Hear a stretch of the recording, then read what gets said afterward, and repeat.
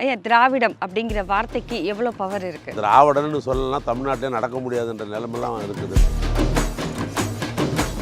யாரை பார்த்தாலும் திருவண்ணாமலை போகிறேன்னா கிரிவலம் போயிடுவேன். முன்னெல்லாம் கிரிவலம் போகிறதுக்கு ரொம்ப யோசிப்பாங்க. ஐயோ, போகிற வழியில் வந்துட்டு ரொம்ப கஷ்டமாக இருக்கும், ஒரு மாதிரி காடு மாதிரி இருக்கும் அப்படின்னு. இப்போ நிறைய வசதிகள் செய்து கொடுத்துருக்கீங்க, அதை பற்றி கொஞ்சம் சொல்லுங்கள். அந்த புகார் நிறையா இருந்தது, நாளுக்கு நாள் கூடுதலான கூட்டங்கள் இருந்தது. அப்புறம் ஆந்திரா பீப்புள், கர்நாடக பீப்புள், அந்த மாநிலத்தை சார்ந்தவங்க இருந்தாங்க.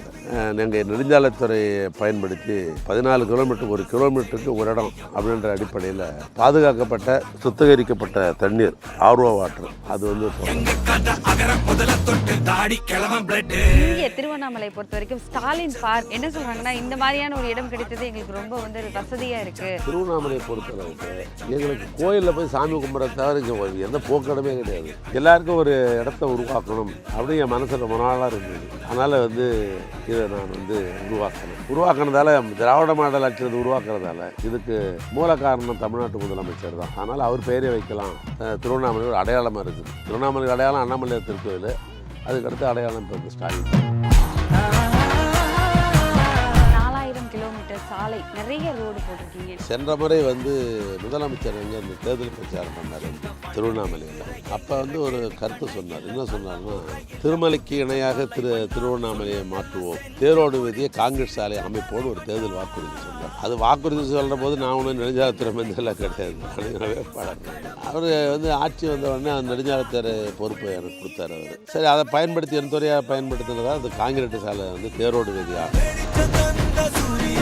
டெய்லியும் மக்களை நீங்கள் எப்படி தான் சந்திப்பீங்களா? டெய்லியுமே வந்து இந்த மாதிரி தான் மக்களை பார்ப்பீங்களா? நான் ரொம்ப எளிமையான விவசாய குடும்பம். நான் சென்னை வரைக்கும் வந்திருக்கிறேன்னா அதுக்கு அடிப்படை உழைப்பு தான். உழைச்சா தான் முன்னேற முடியும். அது எங்கள் ஊரில் எனக்கு தெரிஞ்சு பஸ்ஸே போகாத ஊர். 84 நான் எம்எல்ஏ அனுப்பப்பட்டது அந்த ஊருக்கு பஸ் விட்டாங்க. பஸ்ஸே போகாது, என் ஊருக்குள்ளே பஸ்ஸே வராதுன்னு சொல்கிற ஒரு ஊர்லேருந்து வந்தவர் ஒரு நெடுஞ்சாலைத்துறை அமைச்சராக இருக்கிறீங்க. அது அந்த ஊருக்கு என்னெல்லாம் பண்ணியிருக்கீங்க? திருவண்ணாமலை உங்களோட ஊர், உங்கள் ஊர் மக்களுக்கு நீங்கள் நிறையா பண்ணியிருக்கிறதா சொல்கிறாங்க, அதை பற்றி சொல்லுங்களேன். க்ளீன் இண்டியான்னு சொல்லுவாங்க இல்லையா, நாங்கள் வந்து தூய்மை அரணை அப்படின்னு எங்கள் ஊரை தூய்மையாக வச்சுக்கணுன்றது தான் என்னுடைய நோக்கம். ஒரு மாதம் 15 தேதியும் சிறப்பு விருந்தினர்கள் யாராவது அமைச்சரவனை வந்திருக்கிறாங்க, தூய்மை அரணை சார்பாக கூப்பிட்டுருக்குறோம். அவங்கள வரவழைச்சு அவங்க மூலிமா வந்து அவங்களுக்கு வந்து இந்த மகப்பேரில் இருக்கிற சகோதரிகளுக்கு வளைகாப்பு விழா எடுக்கிறது. வளைகாப்பு? ஆமாம், காஞ்சிபுரத்துலேருந்து பட்டு புடவைலாம் வாங்கி கொண்டாந்து கொடுத்து, ஒரு தாய் வீட்டில் எப்படி பண்ணுவாங்க வளைகாப்பு, அதே மாதிரி வந்து தூய்மைன்ற ஒரு அமைப்பு தாய் விழா நினைச்சிக்கின்னு மாதம் 50 பேருக்கு நாங்கள் அந்த பணிகளை செஞ்சுக்கிறோம். ரெண்டாவது அதோடு இல்லை, அதெல்லாம் முடிச்சுட்டு மருத்துவமனையில் போட்டு இலவச மருத்துவம் நாங்கள் கட்டுறது பார்த்து அந்த ஐயாவை பற்றி ஏதாவது மறக்கவே முடியாது, என்னால் வந்து கலைஞர் ஐயா கிட்ட இந்த விஷயத்த மறக்கவே முடியாது, அது எனக்கு ரொம்ப பிடிக்கும் அப்படின்னு என்ன சொல்லுங்கள்? நான் ஒரு வரையில் சொல்லணும்னாக்கா,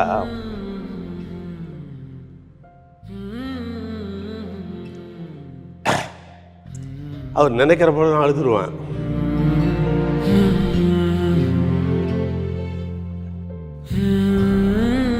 அவர் எனக்கு தாய் மாதிரி.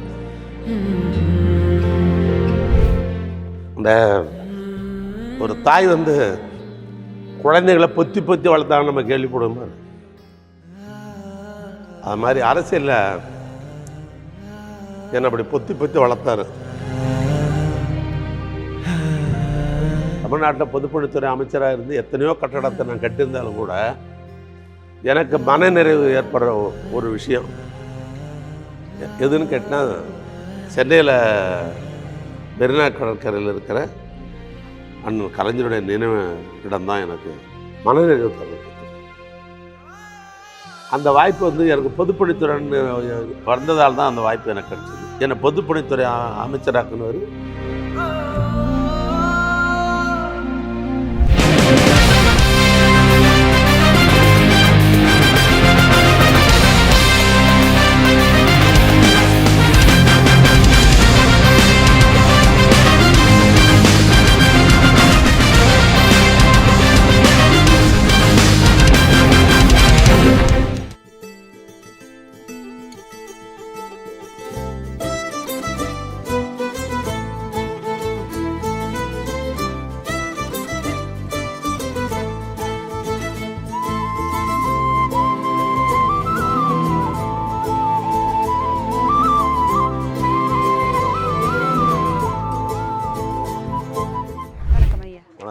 ஸோ திமுக அப்படின்னு சொன்னாலே வந்துட்டு என்னென்னா திமுக காரங்களை கடவுள் மறுப்பு அல்லருப்பா அப்படின்னு சொல்லுவாங்க. அப்படி இருக்கும்போது நிறைய கோயில்களுக்கு ரொம்ப முக்கியத்துவம் கொடுத்து கோயிலுக்கான பணிகள் அதிகமாக பண்ணிகிட்ருக்கீங்க. அதை பற்றி கொஞ்சம் சொல்லுங்கள். இல்லை, அது திமுகனா கடவுள் மறுப்பு கொள்கைன்றது தவறான ஒரு எண்ணம். அது இப்படி தான் நிறைய பேர் இப்படி தான் நினைக்கிறாங்க. அது அல்ல.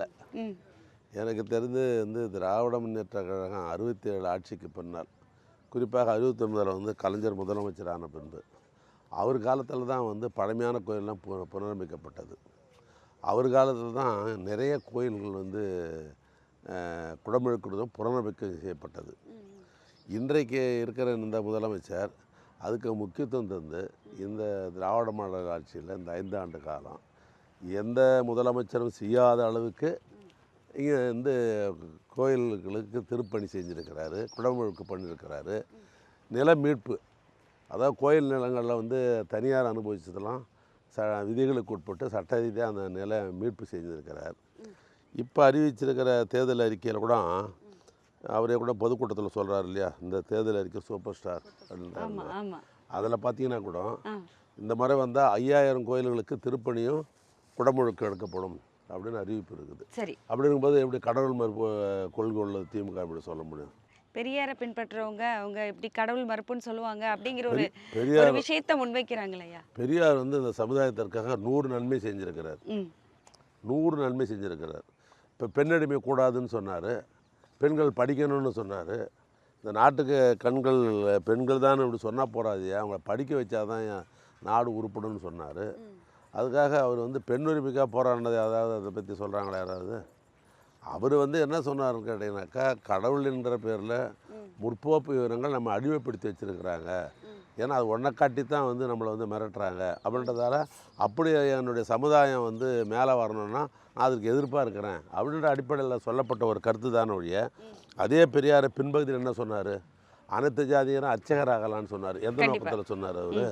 அதனால் கோயிலில் போய் நம்மால் பூஜை பண்ணுங்கடா அப்படின்னு. அப்படி நோக்கம் என்னன்னு கேட்டிங்கன்னா, நம்முடைய தமிழர்கள் குறிப்பாக சிறுபான்மை சமுதாயம், பிற்படுத்த மக்கள், தாழ்த்தப்பட்ட மக்கள், வறுமை கோட்டில் வாடிக்கொண்டிருக்கிற மக்கள், இப்படிப்பட்ட மக்களை ஒரு தனிப்பட்ட ஒரு இனம் அடிமைப்படுத்தி வச்சிருக்கிறதுன்றது அது வெறுப்புக்காக சொல்லப்பட்டதான ஒழிய, ஆக அவரே பிற்காலத்தில் அனைத்து ஜாதியும் அர்ச்சகராகலான்னு சொன்னார். அந்த சட்டமாக்கி நிறைவேற்றியது கலைஞர். உச்சநீதிமன்றத்துக்கு போன வழக்கை கூட சரி வாதாடி இன்றைக்கி அது வெற்றி கண்டது இன்றைய முதலமைச்சர். அதனால் கடவுள் மறுப்பு கொள்கை என்பது அது பழமையான வாதம். இப்போ அது இல்லை, அதெல்லாம் எடுபடி இல்லை, நியூட்ரலைஸ் ஆகிடுச்சு. சொல்ல வேண்டிய காலங்கள் ஒன்று அதே இன்றைக்கு இல்லை. நீங்கள் ஒரு காலத்தில் பார்த்தீங்கன்னாக்கா சென்னை பல்கலைக்கழகத்தில் 1910 400 சில்லற சீட்டு இருக்குது, அதாவது டிகிரி. அதில் என்ன சதவீதம் கிடைச்சது தெரியுமா? நமக்கு கன்னியாகுமரியிலேருந்து ஆரம்பித்து சென்னை வரைக்கும் நமக்கு கிடைச்ச சீட்டு 99 சீட்டு, அவ்வளோதான். ஆமாம், மீதி எல்லாம் முற்போக்குன்ற ஜாதி தான் அந்த சீட்டை வச்சுருந்தாங்க. அந்த காலகட்டத்தில் சொன்ன கருத்துக்கள்லாம் இப்போ அது பொருந்தாது. அந்த காலத்துக்கு அந்த கருத்து சொல்லப்பட்டது. அதுக்கு பின்னால் நம்ம சமுதாயத்தில் போராடி நம்ம வீட்டு பிள்ளைகள்லாம் சரி இவ்வளோ நீ தெளிவாக இருக்கிற ஒன்றை படிக்க வச்சதுக்கு யார்? பெரியார் தான் காரணம். பல பேருக்கு புரிய மாட்டேங்குது. அவர் மட்டும் இல்லைன்னு சொன்னாக்கா நமக்கு படிப்பறிவு கிடச்சிருக்காது, நமக்கெல்லாம் படிப்பறிவே நமக்கு கிடச்சிருக்காது. ஆனால் தான் பெரியார் சொன்னது 100 இருக்குது, அதை விட்டுட்டு ஒன்றை மாத்திரம் பிடிச்சிக்குவாங்க சில பேர். அதல்ல, நம்முடைய சமுதாய வளர்ச்சிக்காக பெரியார் பாடுபட்ட காரணத்தினால்தான் இன்றைய வரைக்கும் வேறு யாரும் இந்த பிம்பத்தை இங்கே தமிழ்நாட்டில் உடைக்க முடியல. திராவிடன்ற வார்த்தையை எல்லா கட்சிக்காரும் பயன்படுத்துவாங்க, புது கட்சி ஆரம்பிப்பாங்க, ஆனால் திராவிடன்ற வார்த்தையை பயன்படுத்திடுவாங்க. அதுக்கு என்ன காரணம் அப்படின்னா, திராவிடன் பயன்படுத்திட்டாவே அது உள்ளே பெரியார் இருக்கிறாரு அப்படின்னு ஒரு பொருள் உண்டு. அந்த அடிப்படையில் தான் இயக்கம் காட்டுறவங்க கூட அதுதான் சொல்லுவாங்க. ஏன்னா பெரியார் அரசியல் கட்சி நான் ஆக்க மாட்டேன்னு சொன்னதுக்கு ஒரே காரணம் என்னென்னா, அரசியல் கட்சினா நெளிவு சுழிவு, ஏற்றத்தாழ்வு, ஒரு அட்ஜஸ்ட்மெண்ட்டு இப்படின்றது இருக்கும். ஆனால் பெரியார் சொன்னார் நான் அரசியல் கட்சிக்கு வரமாட்டேன், நான் வராதுக்கு காரணம் ஏன்னா சமுதாய இயக்கம், என்னுடைய சமுதாயம் மேலே வரணும், முன்னேறணும், விழிப்புணர்வு வரணும், அவன் படிக்கணும், இதுதான் அவருடைய நோக்கமாக இருந்தது. அது நாளடைவில் எல்லாமே புரிஞ்சுக்கினாங்க பிற்காலத்தில். கண்டிப்பாக. ஐயா, திராவிடம் அப்படிங்கிற வார்த்தைக்கு எவ்வளோ பவர் இருக்குது? திராவிடன்றது தான் சொன்னேன். திராவிடன்னு சொல்லலாம் தமிழ்நாட்டிலே நடக்க முடியாதுன்ற நிலைமெல்லாம் இருக்குது இப்போ. அதனால தான் சொல்கிறேன், எல்லா அரசியல் கட்சியும் திராவிடன்ற வார்த்தையை பயன்படுத்துறதுக்கு காரணமே அந்தந்த கட்சி ஏதாவது செல்லுபடி ஆகணும்னா திராவிடன்ற வார்த்தை சேர்த்தா தான் அவங்க செல்லுபடி ஆகுன்ற நோக்கத்தில் தான் கட்சிக்கு பவர் வரும், அதுக்காக அதனால தான் சேர்க்குறாங்க.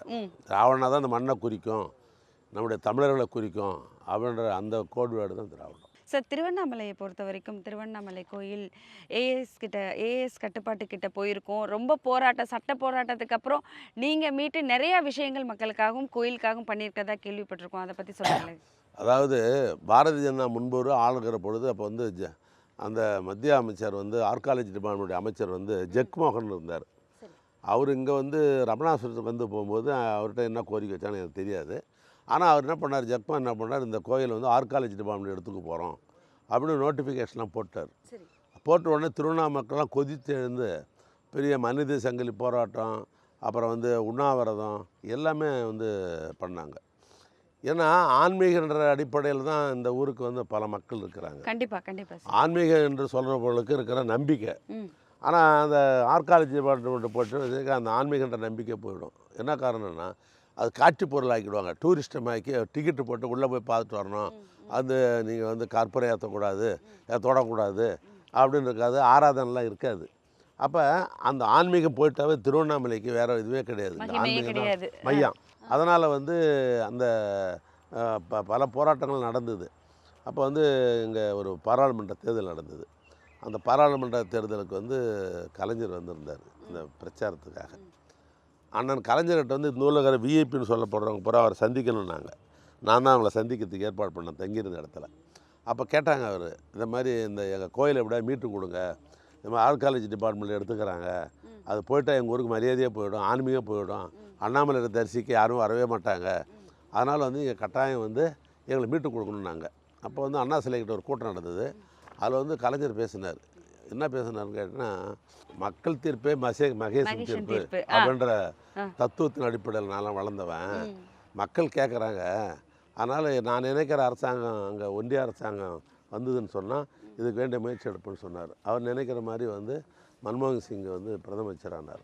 அதில் ஆர்காலஜி டிபார்ட்மெண்ட்டுடைய அமைச்சராக வந்து ஜெயபால் ரெட்டி ஆந்திர பிரதேச சேர்ந்தவர், அவர் வந்து மந்திரியானார். ஒரு 6 மாதம் கழிச்ச உடனே ஒரு நாள் திடீர்னு என்ன அண்ணன் கலைஞர் கூப்பிட்டார். ஐயோ, நான் உங்கள் ஊரில் ஒரு வாக்குறுதி கொடுத்த மறந்துட்டேன்னார். இல்லைன்னா மறக்கலை, இப்போ தான் நான் கவர்மெண்ட் ஃபார்ம் பண்ணிக்கிறாங்கன்னு. நான் ஜெயபால் ரெட்டிக்கு ஃபோன் பண்ணுறேன், நீ டெல்லிக்கு போய் இந்த வேலையை பார்த்துட்டு வானார்.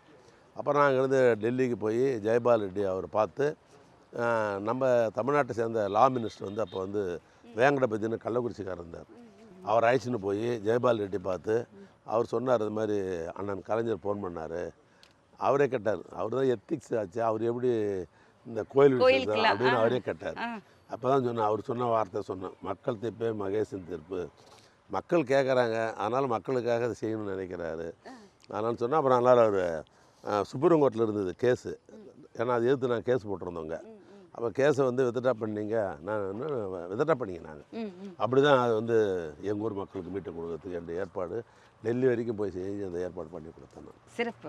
23 தேர்தல் கண்டிப்பாக நீங்கள் போன எல்லாருக்கும் சொல்லணும்.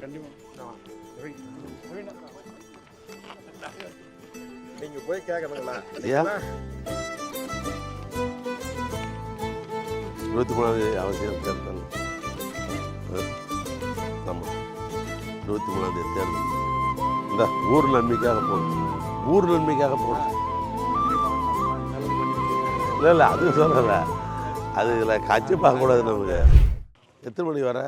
6:30 மணிக்கு வரேன். 6:30க்கு வந்துடுறேன். எவ்வளோ நேரம் நடக்கிற? 2 ரவுண்டு. 4 கிலோமீட்ரு. 2 கிலோமீட்ரு. 2 ட்ரிப்புனா 4 கிலோமீட்டர் நடக்கிறேன். ஒரு வருஷமாக இங்கே தான், இது ஆரம்பத்துலேருந்தே வந்துட்டு. அப்படியா? அப்படியா? ரொம்ப யூஸ்ஃபுல்லாக, ரொம்ப உபயோகமாக இருக்குது எல்லாருக்கும். நல்ல ஒரு இயற்கையான நல்ல அதான் நான் ஃபீட்பேக் இன்னும் கொஞ்சம் ஒரு ஃபுட் கோர்ட்டு போடலான்னு இருக்கிறேன். சரி, உள்ளே வச்சு ஒரு ஃபுட் கோர்ட் மாதிரி ஒன்று போட்டாக்கா யூஸ்ஃபுல்லாக இருக்கும். காலை நேரத்தில் டீ காஃபி, ஈவினிங் ஃபேமிலியோடு வந்து அது மாதிரி ஒரு ஐடியா பண்ணினே இருக்கிறேன். நல்லா இருக்கு. அது இதெல்லாம் பார்த்தேன், சிங்கப்பூரில் எங்கே பார்த்தேன் நான். அதனால் அது மாதிரி பண்ணலாம் அப்படின்னு ஒரு யோசனை. ரைட், நீங்கள் தொடருங்க. ஐயா, திருவண்ணாமலை அப்படின்னு சொன்னாலே கிரிவலம் போகாதவங்களே கிடையாது அப்படின்னு தான் சொல்லணும். யாரை பார்த்தாலும் திருவண்ணாமலை போகிறேன்னா கிரிவலம் போயிடுவேன். முன்னெல்லாம் கிரிவலம் போகிறதுக்கு ரொம்ப யோசிப்பாங்க. ஐயோ, போகிற வழியில் வந்துட்டு ரொம்ப கஷ்டமாக இருக்கும், ஒரு தண்ணி கிடைக்காது, ஒன்றும் கிடைக்காது, உட்கார்றது கூட இடம் ஒரு மாதிரி காடு மாதிரி இருக்கும் அப்படின்னு. இப்போ நிறைய வசதிகள் செய்து கொடுத்துருக்கீங்க, அதை பற்றி கொஞ்சம் சொல்லுங்கள். இல்லை, அது அப்படி எண்ணியதுன்றது உண்மை தான் அது. ஏன்னா அது வந்து காடு பகுதியில் தான் அந்த ரோடு இருக்குது. மலையை சுற்றி 14 கிலோமீட்டர் தான் கிரிவல பாதைன்னு சொல்கிறது.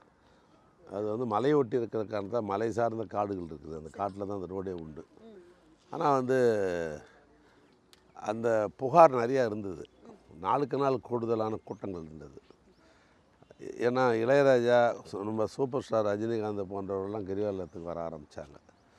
அதனுடைய தாக்கம் வந்து உங்களுக்கு தமிழ்நாடு பூரா இருந்தது. அப்புறம் ஆந்திரா பீப்புள், கர்நாடகா பீப்புள், அந்த மாநிலத்தை சார்ந்தவங்க வந்தாங்க. அண்ணன் அது கூடுதலாச்சு. பொதுவாகவே எனக்கு தெரிஞ்ச தமிழ்நாட்டில் ஃபாரினர்ஸ் வர்றதுடைய 2வது இடம் திருவண்ணாமலை. இங்கே அமெரிக்கா, ஜெர்மன் எல்லாமே இங்கே வருவாங்க. இங்கே கேட்டால் 6 மாதம் வந்து இங்கே ஹட்டு கட்டின்னு இங்கேயே இருப்பாங்க. அப்புறம் தான் போவாங்க. இப்படி ஒரு சூழ்நிலை இந்த ஊரில்.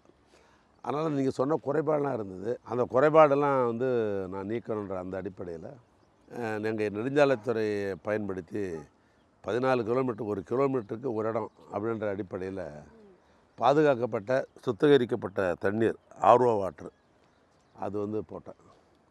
அதுக்கடுத்தது வந்து ரெஸ்ட் ரூம், கழிப்பிட வசதி அது குறைவாக தான் இருந்தது.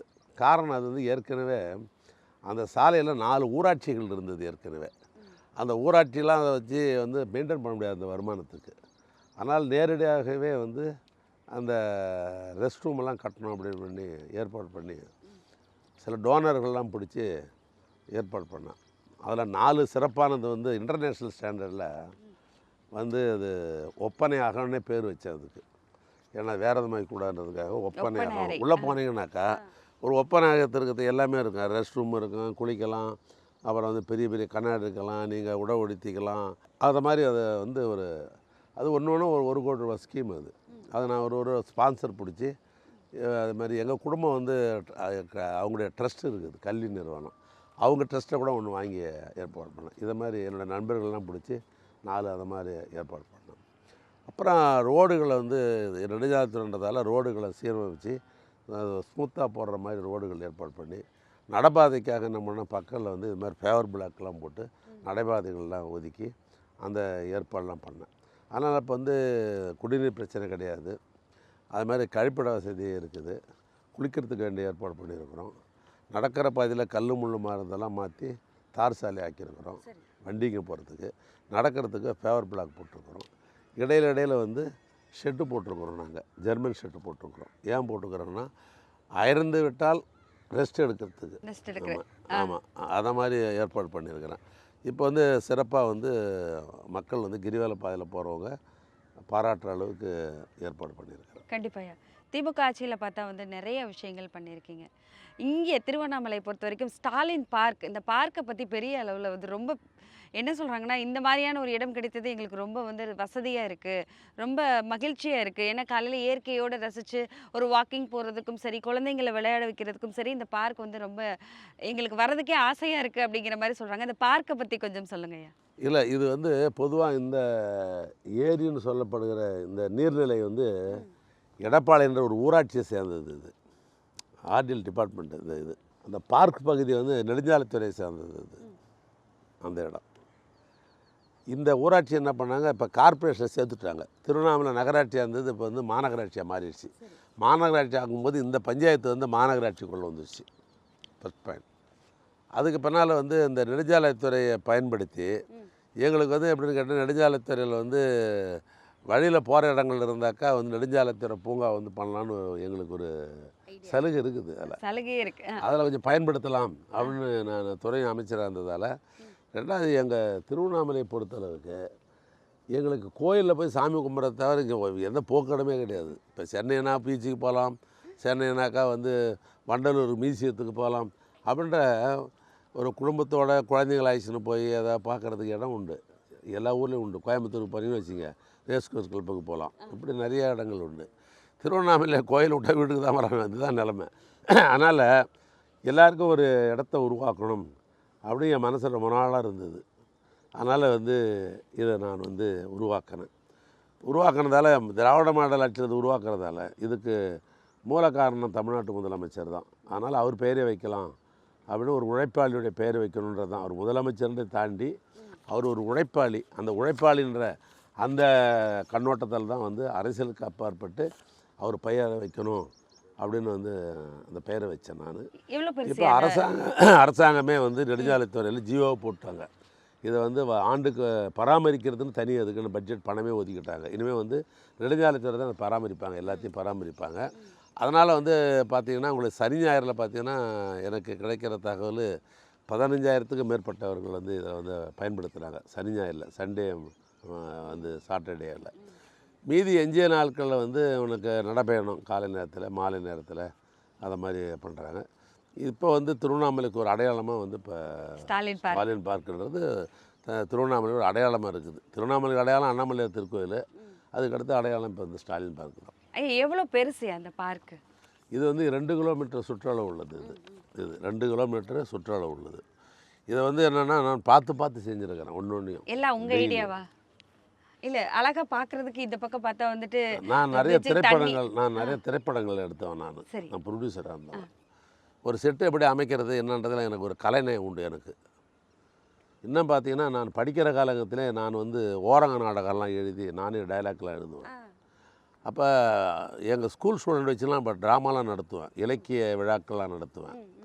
அப்போயே கடையேழு வள்ளல்களை பற்றி பாரி காரி ஓரி ஆயண்டிரன் பேகன் எல்லாம் கடையேழு வள்ளிகளை பற்றி படிக்கிற காலத்தில் நான் டைலாக் எழுதி ஒரு 3/4 மணி நேரம் ஓரங்க நான் நடத்தினேன். அன்றைக்கி ஆரம்பித்த அந்த கலை உணர்வுன்றது அதுக்கு பின்னால் நான் திரைப்படம் தயாரிக்கிற அளவுக்கு என்னுடைய கலை உணர்வு மேலும் மேலும் இருந்தது.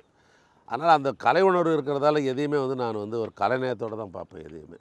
அதனால் இந்த பார்க்கையும் அப்படி தான் பார்த்து ஒன்று செஞ்சுருக்கிறேன். இப்போ நம்ம நின்று இருக்கிற இந்த பேவர் பிளாக்ன்றது இந்த ஊர்லேயும் தயார் பண்ணலாம். இந்த பேவர் பிளாக் எங்கே தயார் பண்ணி வந்ததுன்னு கேட்டால் அலங்காநல்லூர், மதுரை டிஸ்ட்ரிக்டில் காலை வர அலங்காநல்லூர் பாரு, அங்கேருந்து அந்த ஃபேக்ட்ரியில் கொண்டாந்தேன். என்ன காரணம், நாம் தமிழக அரசின் சார்பாக அங்கே வந்து நான் வந்து அந்த ஜல்லிக்கட்டுக்காக ஒரு பெரிய அரங்கம் கட்டினேன் அரசு சார்பாக. அதுக்கு நான் தான் அமைச்சர். நான் அடிக்கடி போவேன், நான் அங்கே இன்ஸ்பெக்ஷன் கட்டாயம் போவேன். நான் அப்போ போகும்போது அந்த ஃபேக்ட்ரி பார்த்தேன். இது பார்த்தா ரொம்ப நல்லா இருந்தது. அதே நேரத்தில் வந்து அக்கு பஞ்சர் மாதிரி காலுக்கு பண்ணாலும் நல்லா இருக்குது, ஸ்மூத்தாக இருக்குது அப்படின்னு சொல்லி அங்கேருந்து வர வச்சு போட்டேன். ஒரு சின்ன உதாரணம் சொல்கிறேன், நடக்கிற பாதைக்கிற கல் கூட அதில் என்னோடய ரசிப்புத்தன்மை உண்டு. எனக்கு பெரிய ரசிகன் ஐயா, ஒரு பெரிய ரசிகன் அப்படின்னு நிரூபிச்சிட்டாரு. ஐயா நீங்கள் ஜல்லிக்கட்டு அந்த மண்டபம் சொன்னனால கேட்குறேன், எப்படி உங்களுக்கு அந்த ஜல்லிக்கட்டு மண்டபம் கட்டணும், அந்த மாதிரி ஒரு இடம் மாடுபிடி வீரர்களுக்கு அதை அமைச்சு கொடுக்கணும்? அது எனக்கு ஏற்பட்டது அல்ல, அது முதலமைச்சருக்கு ஏற்பட்ட எண்ணம். அது என்னுடைய எண்ணங்கள் அல்ல. அது முதலமைச்சரை வந்து தென்பகுதியில் தமிழர்களுடைய அடையாளம் ஜல்லிக்கட்டு, அது ஒரு பாரம்பரியமான ஒரு விளையாட்டு. நான் சட்டமன்றத்திலே கூட சரி ஜல்லிக்கட்டு பேசும்போது அதனுடைய வரலாறுலாம் நான் பேசியிருக்கிறேன் சட்டசபையில். அப்படியே ஒன்று நான் கட்டிட்டுலாம் சொல்லலை. அது முதலமைச்சருடைய அவர் எண்ணத்தில் தோன்றியது. அவர் தோன்றியதை அதை வந்து டிசைன்லாம் போட்டு அவர்கிட்ட பல டிசைனை கொண்டு காட்டி அந்த வரைபடத்தெல்லாம் காட்டி அதில் ஒப்புதல் பெற்று அவர் எது ஓகேனாரோ அதை கட்டுற வேலையை நான் பார்த்தேன். டிசைன் நீங்கள் தான் போட்டிருக்கீங்க? டிசைன் நாங்கள் டிபார்ட்மெண்ட்டில் போடுவாங்க. எங்கிட்ட டிசைன் டிபார்ட்மெண்ட்டு ஒன்று இருக்குது. அதுக்கு என்ஜினியர்லாம் இருக்கிறாங்க, ஆர்கிடெக்சர்லாம் இருக்கிறாங்க. அவங்க கொண்டாந்து என்கிட்ட 10 படம் போட்டால் அதில் 4 படம் தான் தேர்த்துவேன். நான் மீதில் நானே ரிஜெக்ட் பண்ணுவேன். அந்த 4 படத்தை எடுத்துக்கொண்டு சிஎம்கிட்ட காட்டி அதில் ஒன்று நான் தேர்வு பண்ணுவேன். அதை வச்சு நான் வந்து பண்ணுவேன். இன்ஸ்பெக்ஷன் கட்டாயம் போவேன். ஏன்னா எல்லாம் செய்வன திருந்த செய்கின்ற எண்ணம் உள்ளவன் நான். எதை செய்தாலும் செய்வன திருந்த செய்யன்னு நினைப்பேன். அதனால் சாதாரண ஒரு கட்டிடத்தில் பூச்சி வேலைனா கூட செய்கிறத போய் கையால் வச்சு பார்ப்பேன், நல்லா ஒழுங்காக பூச்சிருக்காங்களா அப்படின்னு பார்ப்பேன். அதனால் வந்து அந்த கட்டுமானத்தை வந்து என்னுடைய மேற்பால் நடைபெற்றதை ஒழிய அதை வந்து எண்ணங்கள் அந்த ஏரியாவில் கட்டணும்னு நினச்சது முதலமைச்சர். 4000 கிலோமீட்டர் சாலை, நிறைய ரோடு போட்டிருக்கீங்க, நிறைய பாலங்கள் அமைச்சு 100க்கு மேற்பட்ட பாலங்கள் அமைச்சு கொடுத்துருக்கீங்க. ஸோ இந்த வேலைகள் எல்லாம் எப்படி சிறப்பாக செஞ்சீங்க இந்த 5 ஆண்டில்? அதுக்கு வந்து ஒரு ஆன்மீக ஊருன்றதால் நான் சொல்கிறேன். ஊர் கூடி தேர் இருக்கிறதுன்னு சொல்லுவாங்க. தேரை தனியாக தேர் இழுக்கணும் கூட்டமாக. ஆமாம், ஒரு நாளாக இழுக்க முடியாது, ஊர் கூடி தான் தேர் இழுக்க முடியும்.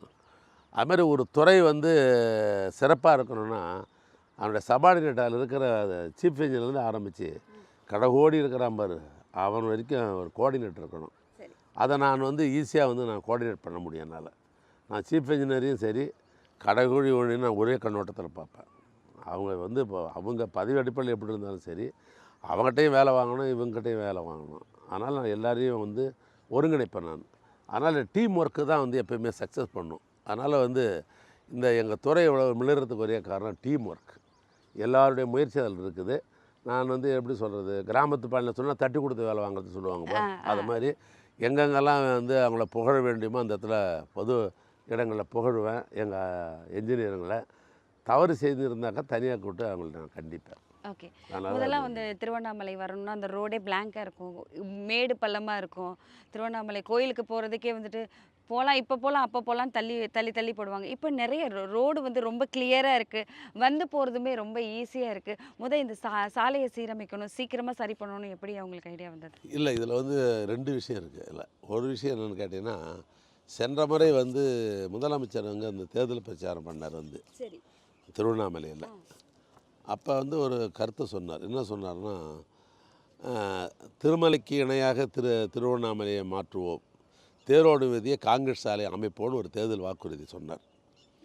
அது வாக்குறுதி சொல்கிற போது நான் ஒன்றும் நெடுஞ்சாலைத்துறை மந்திரிலாம் கிடையாது, அன்றைக்கி வேட்பாளர் நான். அவர் வந்து ஆட்சி வந்த உடனே அந்த நெடுஞ்சாலைத்துறை பொறுப்பு எனக்கு கொடுத்தாரு அவர். சரி, அதை பயன்படுத்தி என் துறையாக பயன்படுத்தினதால் அது காங்கிரீட் சாலை வந்து தேரோடு வீதி ஆக்கணும். தேர் போகும்போது பார்த்திங்கன்னா இந்த மின் ஒயருங்கள்லாம் கிராஸாக இருக்கும். அன்றைக்கி பூரா ஒரு வருஷமே என்ன பண்ணோம், அதெல்லாம் கழட்டிக்கணும், அதெல்லாம் பண்ணிக்கணும். அது ஒரு பெரிய வேலை அது. அதனால் என்ன பண்ணோம், புதைய இடம் வந்து கேபிள் வந்து அண்டர் கிரவுண்டு கேபிள் போடுறதுன்னு முடிவு பண்ணி ஈபியில் ஒரு பட்ஜெட்டு போட்டு அவங்களையும் சொல்லி இப்போ வந்து தேரோடு வீதியை வந்து அண்டர் கேபிள் போட்டுவிட்டோம், வந்து காங்கிரீட்டு ரோடு போட்டுவிட்டோம். அதனால் அந்த தேர் அழுத்தமான தேர் வந்து பார்த்திங்கன்னா முதல்ல தார் ரோடு இருக்கும்போது அது அழுத்தம், அந்த வெயிட்டு தாங்காது. இந்த காங்கிரீட் ரோடு வந்தாலும் இன்றைக்கி தேர் சர்னு வருது, நடக்கிறவங்களுக்கும் வந்து எந்த வித காலில் எதுவும் படாது இருக்குது. இது ஒரு பகுதி. இதை பண்ணிட்டதால் என்ன பண்ணோம், ஊருக்கு வர கூட்டங்கள் அதிகமாக இருக்கிறதால எல்லா பாதைகளும் 4 வழி சாலை ஆக்கணும் அப்படின்னு ஒரு முடிவெடுத்து 4 வழி சாலை ஆக்கணும் முடிவு பண்ணி அந்த பணிகளை இறங்கணும். அது யார்த்தாவது திருவண்ணாமலையை சுற்றி ஒரு 400 கிலோமீட்டர் தூரத்துக்கு வந்து இந்த 4 வழி சாலையில் முயற்சிகள் ஈடுபட்டு அந்த பணிகள் நடைபெற்று கொண்டிருக்கிறது. அதனால தான் உங்களுக்கு ரோடு நல்லாயிருக்கும், தேரோடு வீதியும் நல்லாயிருக்கும். தேரோடு வீதிக்கு வர்ற மக்களுக்கு வந்து மகிழ்ச்சியாக இருப்பாங்க. அதனால் திருவண்ணாமலை மகிழ்ச்சியாக இருக்கும். வணக்கம் வணக்கம் வணக்கம். டெய்லி வரீங்களாங்க வாக்கிங்க? ரொம்ப மகிழ்ச்சி. 23ஆம் தேதி 10 நீங்கள் எல்லோரும் சொல்லுங்கள். மகிழ்ச்சி.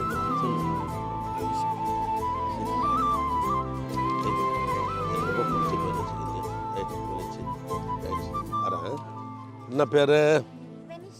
எங்கேருந்து ஸ்கூலில் படிக்கிற? அப்படியா, நல்லா படிக்கிறியா? வாழ்த்துக்கள். நல்ல.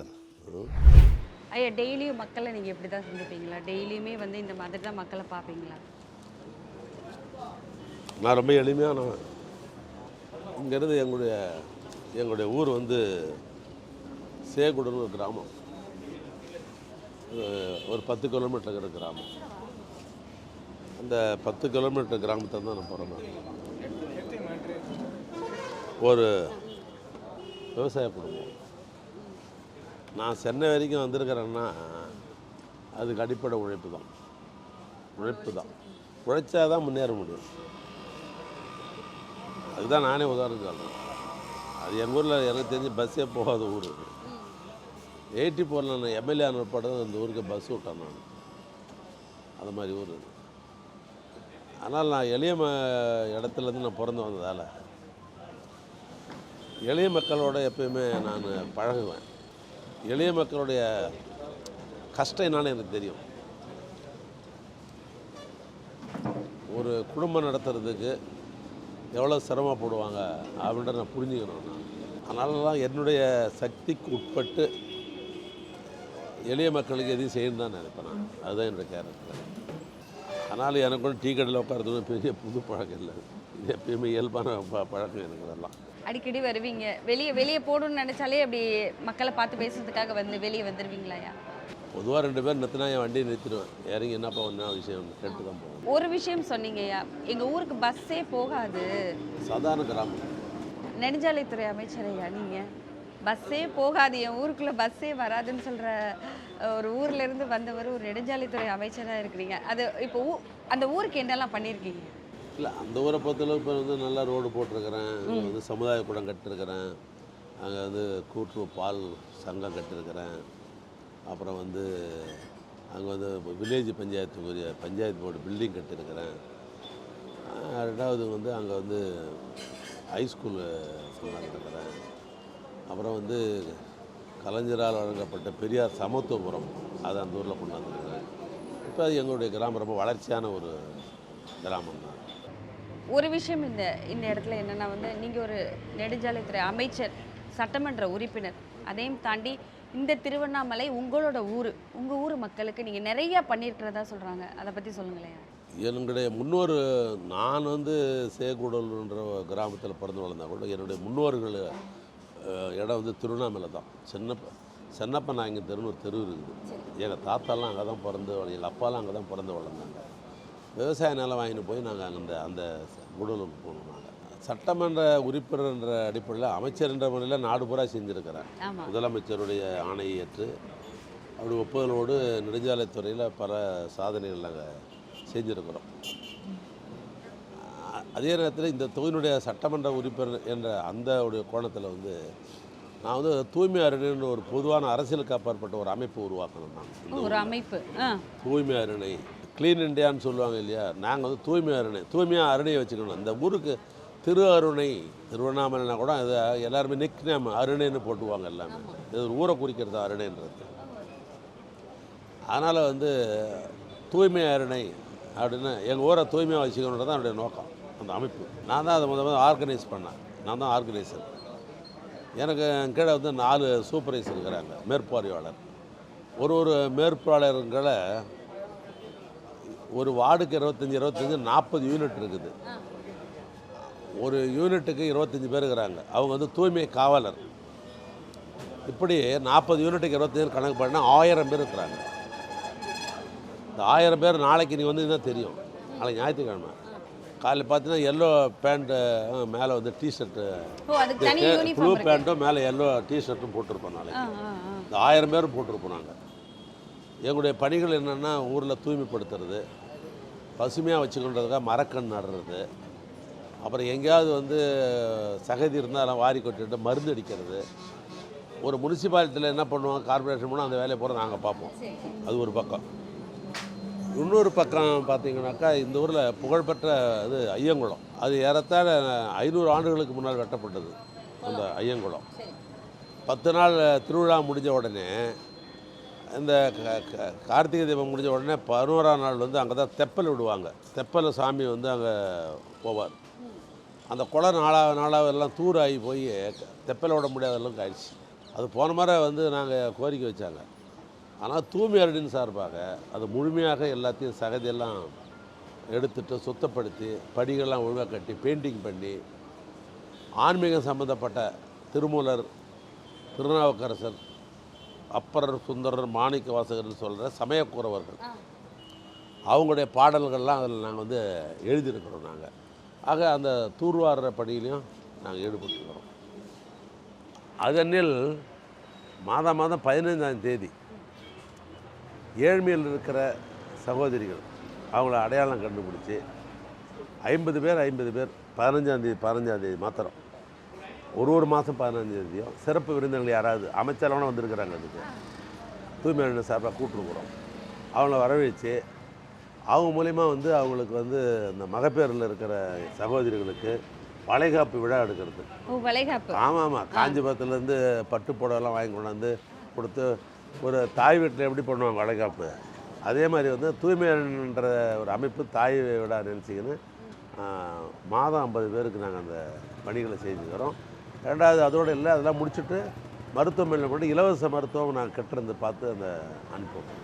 இவ்வளோ வேலை மருத்துவங்களும் அந்த குழந்தை பிறக்கிற எல்லா முடிஞ்சதையும் நாங்கள் அவங்கள ஃபாலோ பண்ண சொல்லி, அதுக்கு வந்து அங்கே தனியார் மருத்துவக் கல்லூரி அருணை மெடிக்கல் காலேஜ் அதோட நாங்கள் தூய்மை அருணை இப்போ டைப் பண்ணிவிட்டு, நாங்கள் டைப் பண்ணிவிட்டு இங்கே இருந்தவங்களுக்கு அந்த கார்டு கொடுத்து அங்கே கொண்டு அவங்களை அட்மிட் பண்ணிவிட்டு ஃபாலோ பண்ணி அவங்க பிரசவம் ஆகி அந்த குழந்தை வெளியே சுகப்பிரதம் ஆகிறதையும் தூய்மை அருணை அதை கேர் எடுத்துக்கிறோம்.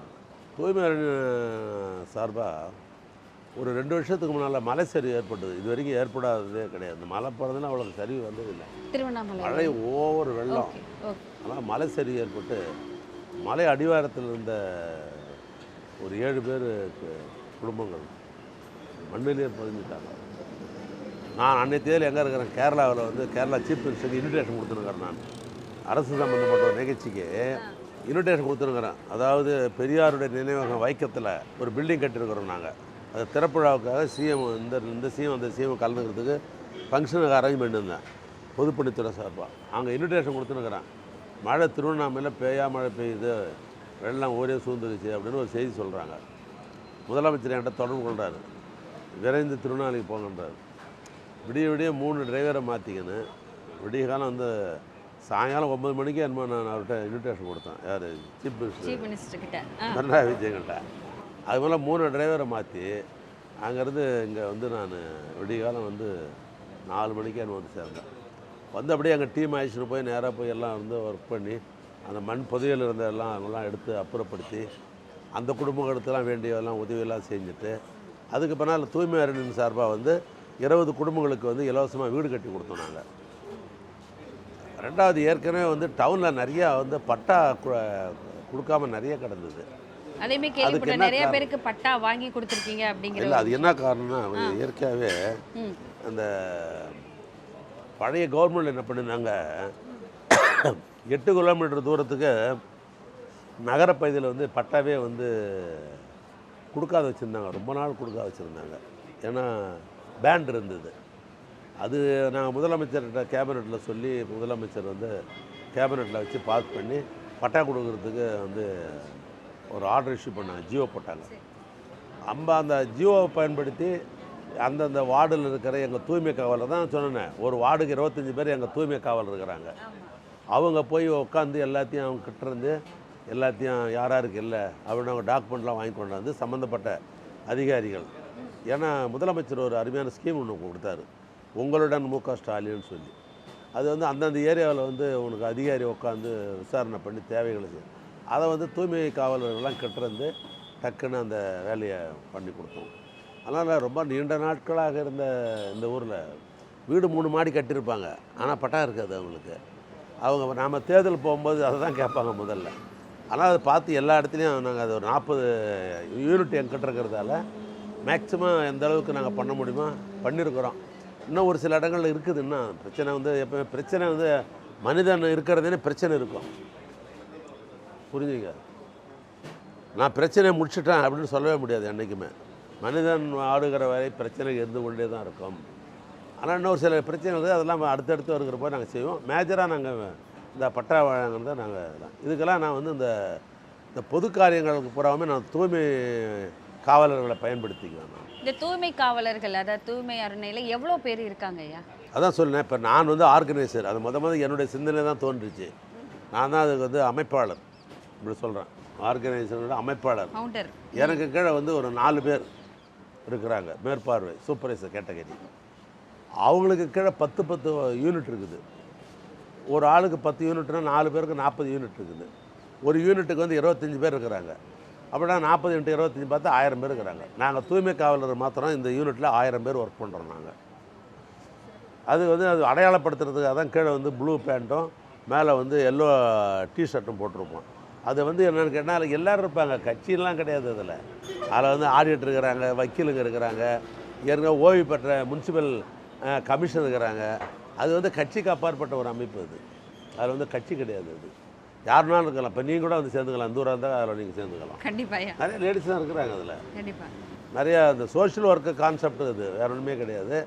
அதில் அந்த அடிப்படையில் அந்த அமைப்பு உருவாக்கப்பட்டிருக்குது. அதில் கட்சியெலாம் கிடையாது. அதில்